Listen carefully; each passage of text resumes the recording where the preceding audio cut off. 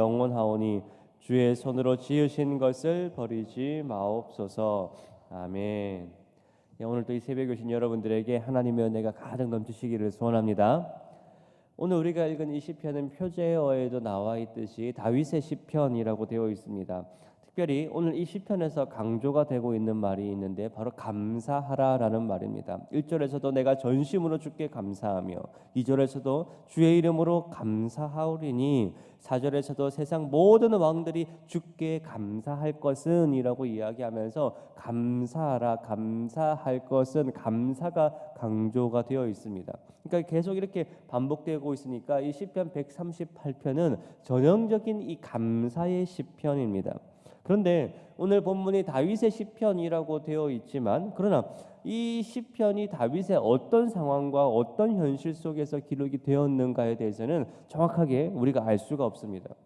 어떤 사람은 다윗이 왕이 된 이후에 이것을 기록했다라는 사람도 있고, 또 어떤 사람들은 7절에 내가 환난 중에 다닐지라도 라는 말이 있기 때문에 환난 속에서 감사를 고백하고 있는 그 현실 속에서 기록했다라고 하는 사람도 있습니다. 그러나 정확하게 오늘 본문이 다윗이 어떤 상황에서 이것을 기록했는가에 대한 구체적인 언급은 기록되어 있지 않습니다. 그러니까 우리는 이 다윗이 어떤 현실 속에서 이것을 기록했는가, 이 정황에 대해서는 우리가 정확하게 알 수가 없죠. 물론 이 다수의 학자들이 다윗이 왕이 된 이후에 이것을 기록했다라고 생각하지만, 그러나 일단 이 본문 자체는 이 시편의 배경에 대해서는 정확하게 언급하지 않고 침묵을 하고 있습니다. 그러니까 이 다윗의 의도 자체는 지금 자신이 어떤 경험을 하고 있다는 것을 전달하는 것이 이 시편의 구체적인 목표가 아니라는 것을 우리가 알 수가 있는 거예요. 그러니까 다윗이 왜 자신의 이 배경에 대해서, 자신의 이 현실적인 어떤 경험에 대해서 기록하지 않는가, 우리는 정확한 의도는 알 수는 없지만 그러나 한 가지 사실만큼은 우리가 분명하게 알 수가 있습니다. 그것은 우리가 하나님께 감사한다라는 것은 어떤 특정한 상황 속에서 감사하는 것이 아니라 오히려 우리가 어떠한 현실을 경험하든지 우리가 감사를 해야 된다라는 거예요. 그것이 어떤 평탄한 상황이고 내가 원하는 바를 이루어낸 상황에서만 우리가 감사하는 것이 아니라 고난과 환난이든지 우리가 어떠한 형편과 어떠한 현실에 있든지 우리는 감사를 해야 되고 또 감사를 할 수 있다라는 것입니다. 그러니까 성도의 삶의 특징은 무엇인가? 바로 이 성도의 감사에 있는 거예요. 성도는 어떠한 상황 속에서도 감사를 할 수 있는 사람입니다. 그리고 또 감사를 해야 되는 사람이 바로 우리 성도의 삶이라는 거예요. 바로 그것을 지금 이 다윗이 시편 138편을 통해서 노래를 하고 있습니다. 그래서 이 시편 138편은 이 다윗이 감사에 대한 선언으로 이 시편이 시작이 됩니다. 1절에 내가 전심으로 주께 감사하며 신들 앞에서 주께 찬송하리이다. 다윗은 지금 무슨 고백으로 시작합니까? 내가 전심으로 감사하겠다라는 거예요. 전심으로 감사하겠다라는 것은 나의 모든 마음, 온 마음을 다하여 감사하겠다라는 말입니다. 그러니까 다윗은 지금 자신이 할 수 있는 이 최고의 감사, 온 전심과 인격을 다한 전인격적인 감사를 하나님께 드리고 있다는 것을 우리가 알 수가 있어요. 여러분, 이런 감사를 해보신 적이 있으신가요? 우리가 언제 이런 감사를 하나님 앞에 드렸는가에 대해서 한번 우리의 삶을 돌아봤으면 좋겠습니다. 우리는 뭐라고 얘기합니까? 무슨 감사를 할 거리가 있어야지, 내가 감사할 이유와 감사할 제목이 있어야 내가 감사를 하지, 내가 감사는 안 해도 좋으니까 그냥 내 삶에 그냥 불만과 원망만 없었으면 좋겠어요, 이렇게 말하는 사람도 있습니다. 그러니까 우리는 주로 이 감사를 뭐라고 이야기합니까? 내가 감사할 것이 있어야지, 실제로 우리의 삶 가운데 감사할 수 있는 그런 여러 가지 이유들이 있어야지만 우리가 감사를 할 수 있다라고 생각을 합니다. 그런데 실제로 우리의 삶을 돌아보면 우리가 하나님께 감사를 고백하는 그런 여러 가지 내용보다는 우리 삶 속에서는 오히려 원망되는 일이 많고 불평스러운 일들이 많고 여러 가지 어려운 일들이 비율적으로 보면 더 많이 있다는 것이 문제입니다. 그러면 다윗은 모든 인격과 자신의 마음을 다해서 하나님을 찬양하겠다라고 선언하고 있는 것은, 그러면 왜 다윗은 이렇게 감사를 하겠다라고 고백을 하고 있는 것일까요?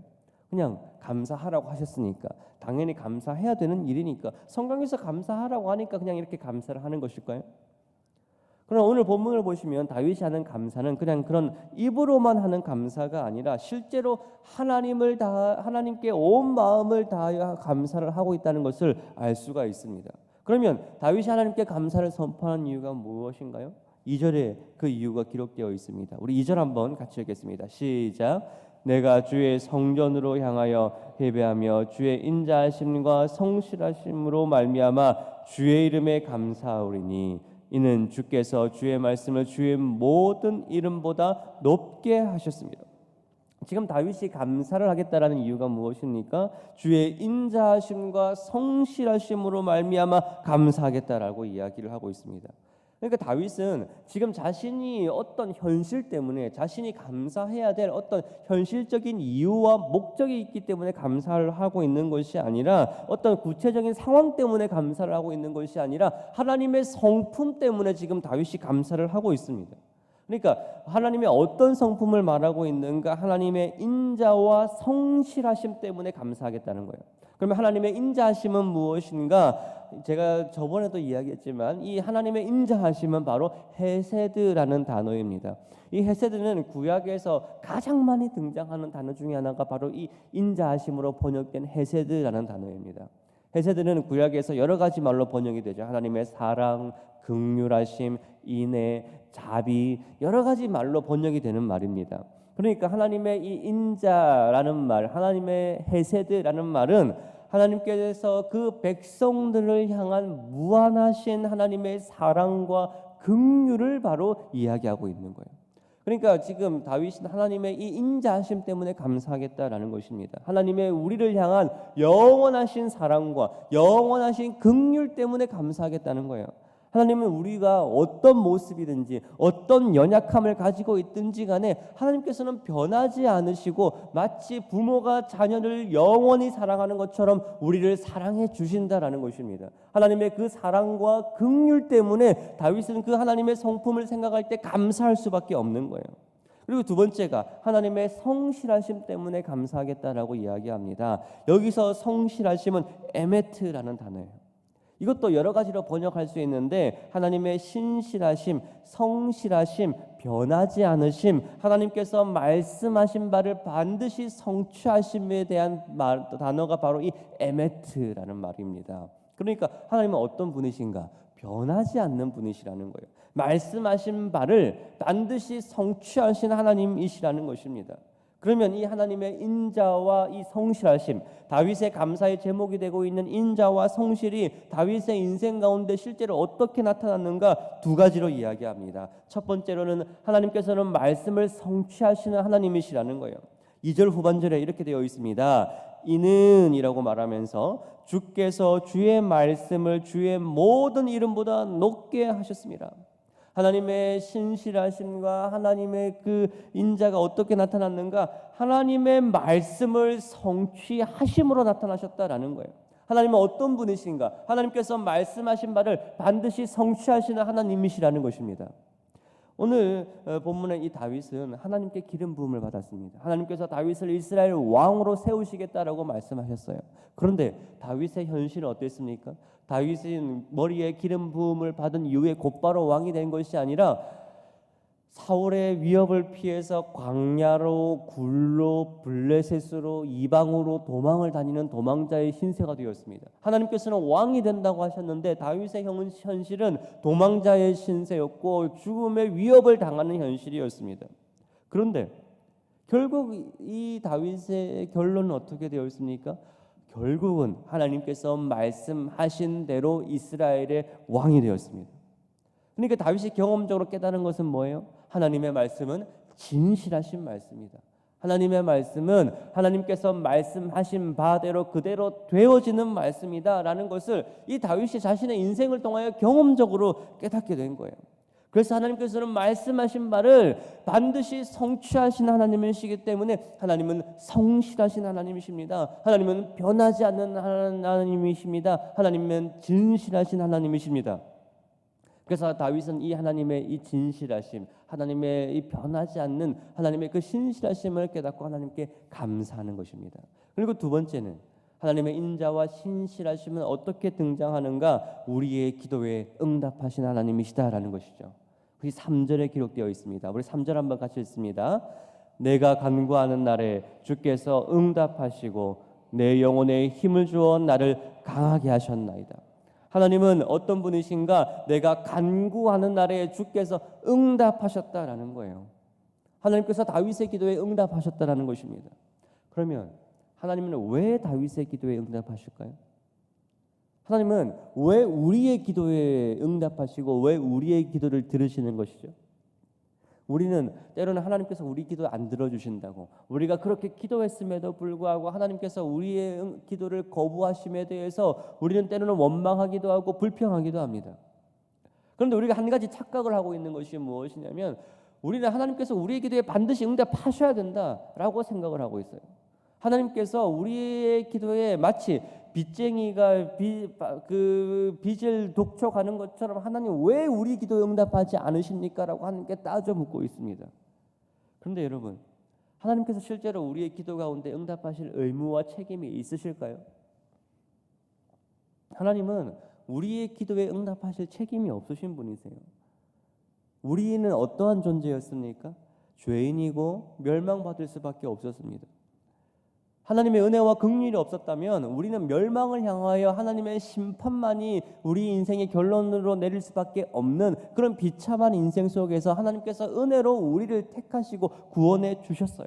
이 사실만으로도 우리는 충분한 은혜를 입고 있는 사람입니다. 이 사실만으로도 우리는 하나님께 감사를 할 수밖에 없는 존재가 바로 우리라는 존재예요. 그런데 하나님께서는 그럼에도 불구하고 하나님께서 우리의 기도를 들으시겠다라고 말씀하십니다. 하나님께서는 우리의 기도를 들으실 책임이 없으신데 그냥 우리가 살아가는 대로 내버려 두셔도 아무런 하등의 책임과 문제가 없으신 분이심에도 불구하고 하나님께서는 우리의 기도를 들으시겠다, 우리의 간구에 응답하시겠다, 우리의 부르짖음에 하나님께서 반응하시겠다라고 말씀하십니다. 왜 하나님께서 이렇게 반응하시나요? 그것은 하나님의 인자하심이기 때문에 그래요. 하나님께서 우리를 향하여 자녀와 같이 우리를 대해 주시고 우리의 어떠한 모습과 상관없이 인자와 긍휼을 베풀어 주시겠다고 말씀하셨기 때문에 하나님의 인자하심과 성실하심 때문에 하나님 때문에 우리의 기도에 응답해 주시는 것입니다. 그래서 여러분, 우리가 하나님 앞에 기도할 수 있다, 하나님 앞에 부르짖을 수 있게 되었다라는 것 자체가 이미 우리는 충분한 은혜 가운데 있는 것입니다. 여러분들이 지금 이 자리에 기도하기 위하여 나온 것 자체가 하나님의 은혜가 우리와 함께하고 있는 거예요. 우리는 기도만 할 수 있는 것이 아니라 하나님께서 우리의 기도에 응답하십니다. 하나님께서 우리의 현실 가운데, 우리의 인생 가운데 가장 좋은 것으로 주시겠다, 하나님께서 우리의 필요에 민감하게 반응하시는 분이십니다. 그렇기 때문에 하나님은 우리의 기도 가운데 응답하시겠고 그것을 말씀으로 약속하셨고 하나님은 반드시 말씀을 성취하시는 분이시기 때문에 하나님의 인자와 성실을 생각할 때 우리는 하나님께 감사할 수밖에 없는 거예요. 그래서 성도의 감사는 우리가 어떠한 경험을 경험하는가, 우리의 현실의 결과 때문에 감사하는 것이 아니라 하나님이 어떠한 분이신가, 하나님의 성품 때문에, 하나님과의 관계 때문에 우리는 감사를 하는 사람이 바로 우리의 성도의 감사입니다. 다윗은 자신의 감사로만 끝나는 것이 아닙니다. 하나님께서 과거에 자신에게 베푸신 일, 자신의 현재의 감사에만 감사하는 것이 아니라 앞으로 벌어질 모든 일들을 내다보고 감사하고 있습니다. 그것을 4절과 5절에서 이렇게 이야기하고 있어요. 여호와여, 세상의 모든 왕들이 주께 감사할 것은 그들이 주의 입의 말씀을 들음이오며 그들이 여호와의 도를 노래할 것은 여호와의 영광이 크심이니이다. 그러니까 누구든지 하나님의 말씀을 들은 자는 결국 감사하게 된다는 거예요. 누구든지 여호와의 영광을 경험하게 되면 결국 하나님을 노래하고 찬양하게 될 것이다 라고 다윗이 고백을 합니다. 그런데 지금 다윗이 4절과 5절에서 모든 시제가 미래형으로 기록이 되어 있어요. 앞으로 그렇게 될 것입니다. 지금 현재 그렇게 하는 것이 아니라, 지금 현재 모든 세상 왕들이 하나님을 노래하고 있다는 것이 아니라 예언적으로 앞으로 그렇게 될 것입니다라는 사실을 내다보고 지금 다윗이 이 고백을 하고 있는 거예요. 그러니까 앞으로 이 역사는, 지금 이 흘러가는 이 역사는 어떻게 결론을 맺게 될 것인가, 모든 열왕들이 하나님께 감사를 고백하고 하나님을 찬양하게 될 것입니다. 누구든지 하나님을 경험하게 되면, 하나님의 영광을 맛보게 되면 이 감사를 하게 될 것입니다 라고 다윗이 고백을 하고 있는 거예요. 이 말씀은 솔로몬 시대에 부분적으로 성취되었습니다. 그러나 다윗은 솔로몬 시대가 아니라 앞으로 예수 그리스도께서 다시 오시게 될 그 시대를 내다보면서 하나님께서 하실 그 일을 내다보고 미래에 성취될 일을 지금 감사하고 있는 거예요. 그러니까 다윗은 어떻게 감사를 하고 있습니까? 과거에 자신에게 베푸신 일에 감사를 하고 있고, 현재 하나님께서 베푸시는 은혜에 감사하고 있고, 앞으로 하실 하나님의 말씀의 성취를 내다보면서 지금 감사하고 있는 거예요. 이것이 다윗의 감사의 고백입니다. 그것이 138편에서 다윗이 하나님께 내가 전심으로 감사하겠다라고 고백하는 이유가 바로 여기에 있습니다. 하나님께서 여러분들의 삶들을 지금까지 인도해 오셨어요. 하나님께서 여러분들을 창세전에 택하여 부르셨습니다. 그리고 지금도 인도하십니다. 그리고 앞으로도 하나님께서는 여러분들의 인생을 하나님의 뜻대로 인도하실 것입니다.